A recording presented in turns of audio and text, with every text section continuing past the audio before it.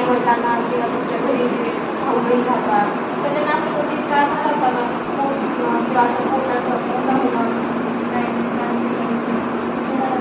हे सगळे नाही. मग तुम्हाला एक्झामिनेशन करायचं तुम्हाला एक्झामिनेशन 4 करायचं. एक असते शिफ्टिंग करणे, दुसरं असते म्हणजे ते आपण तुम्हाला आता करून दाखवलं आहे. दुसरं आहे हॉर्टिकल्चर करणे आणि तिसरं आहे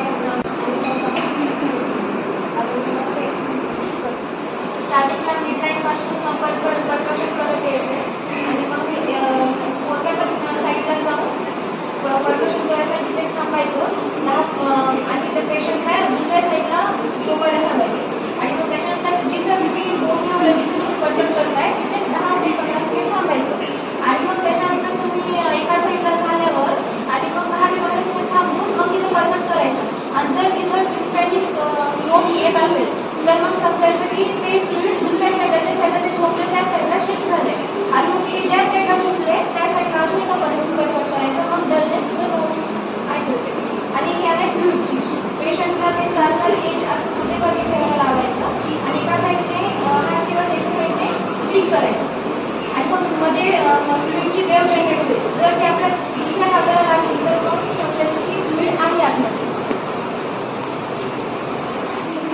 तुमच्याकडे एक्झामिनेशन केलं त्या एक्झामिनेशन मला 3 ते 4 रोग वाटतात.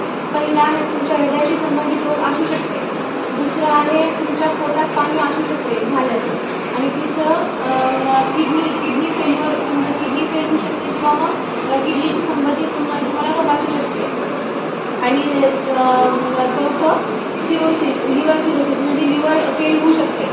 हे 4 आजार असू शकतात तुम्हाला. तर त्याच्यासाठी मी तुम्हाला 3 ते 4 टेस्ट सांगणार आहे.